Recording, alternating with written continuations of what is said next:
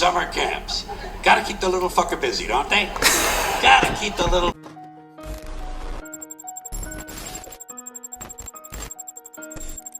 What's up, YouTube? You see the title, you already know what it is, another George Carlin video. Man, when he talks about kids, man, he goes in. So thank you for commenting this. Let's not waste no time. Let's get straight into the video. Yes, sir.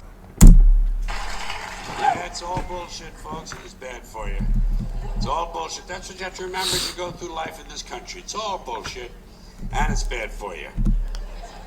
Now, speaking of parents and speaking of bullshit, two ideas which aren't always mutually exclusive, by the way, I'd like to mention a special kind of bullshit that has taken hold in this country in the last 30 to 40 years. It's a form of bullshit that really only can be called child worship.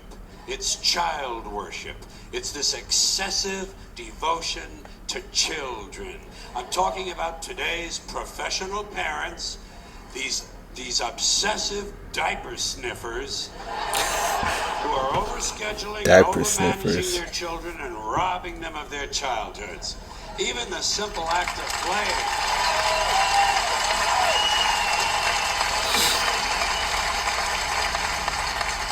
Even the simple act of playing has been taken away from children and put on mommy's schedule in the form of play dates. Something that should be spontaneous and free is now being rigidly planned. When does a kid ever get to sit in the yard with a stick anymore? You know, just sit there with a fucking stick. Do today's kids even know what a stick is? You know? But you know something, a kid shouldn't be wasting his time with a stick anyway. If he's 4 years old, he should be home studying for his kindergarten entrance exams. Do you know about that shit? Oh, they have them now. Yeah. There are places that have kindergarten entrance exams. The poor little fuck. The hell's an entrance exam? The poor little fuck, he can barely locate his dick. That's intense. You know, and already he's being pressured to succeed. Pressured to succeed for the sake of the parents. Isn't this really just a sophisticated form of child abuse? And speaking of that, speaking of child abuse. Oh, here we go. He's about to go in. I can already tell. Speaking of child abuse, next up, grade school. Grade school, where he won't be allowed to play tag because it encourages victimization. And he won't be allowed to play dodgeball because it's exclusionary. And it promotes aggression. Standing around is still okay. Standing around is still permitted, but it won't be for long because sooner or later some kid is going to be standing around and his foot will fall asleep and his parents will sue the school and it'll be goodbye fucking standing around. Oh man. Always somebody else's fault. Now fortunately all is not lost. All is not lost because at least we know that when he does get to play whatever games he is allowed to play, the child will never lose. We know he'll never lose because in today's America, no child ever loses. There are no losers anymore. Everyone's a winner. No matter what the game or sport or competition, everybody wins. Yep. Everybody wins, everybody gets a trophy. No one is a loser. No child these days ever gets to hear those all-important character-building words, "You lost, Bobby. You lost, you're a loser, Bobby."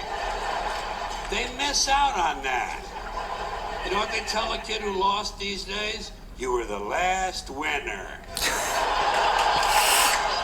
They don't want to hurt them feelings. A lot of these kids never get to hear the truth about themselves until they're in their 20s. When their boss calls them in and says, "Bobby, clean the shit out of your desk and get the fuck out of here, you're a loser." Yeah, that's life sometimes. Of course, Bobby's parents can't understand why he can't hold a job. In school, he was always on the honor roll. Well, what they don't understand, of course, is that in today's schools, everyone is on the honor roll.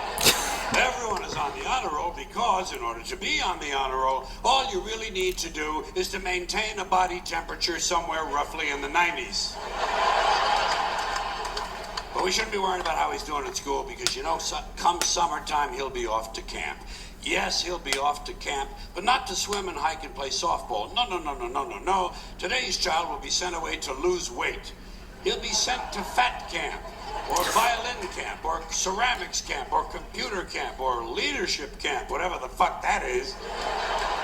Leadership camp. Isn't that where Hitler went? Damn.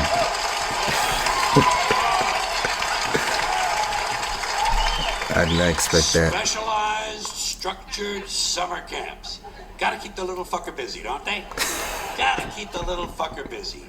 Wouldn't want him to sneak in a little unstructured time in the woods. That wouldn't be any good.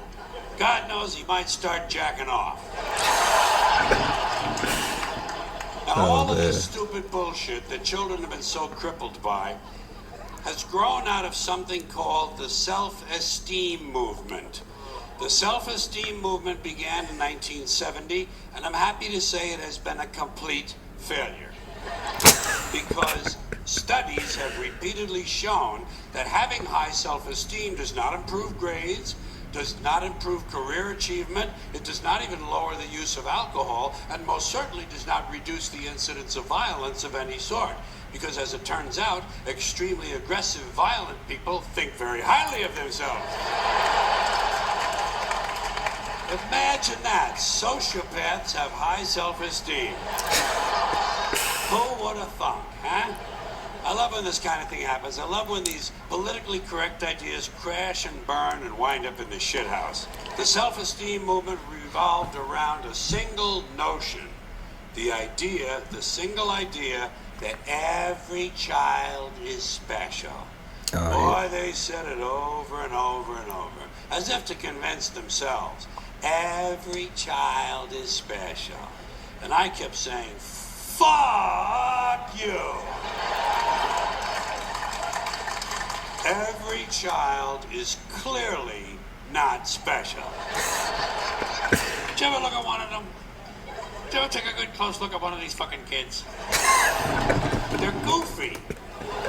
They're fucking goofy looking. Oh man, he's so honest. They're too small. They're way too fucking small.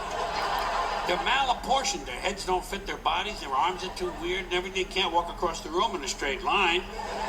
And when they talk like they got a mouthful of shit. They're incomplete. Incomplete. Unfinished work. I never give credit for incomplete work. Now, P.T. Barnum might think they're special, but not me. I have standards. But let's say it's true. Let's grant this. I'm in a generous mood. Let's grant this proposition. Let's say it's true as somehow every child is special. What about every adult? Isn't every adult special too? Hell no. And if not, then at what age do you go from being special to being not so special? And if every adult is special, then that means we're all special, and the whole ideal is all its fucking meaning. Oh man, he is so honest. He is like brutally honest. I mean, somebody had to say it, right? So he does not sugarcoat nothing when it comes to kids, man. He tells it how it is. That's why he's one of the greatest. Appreciate that about him. So thank you for watching. Don't forget to like and comment for the next video, and I'll catch you next time. Peace.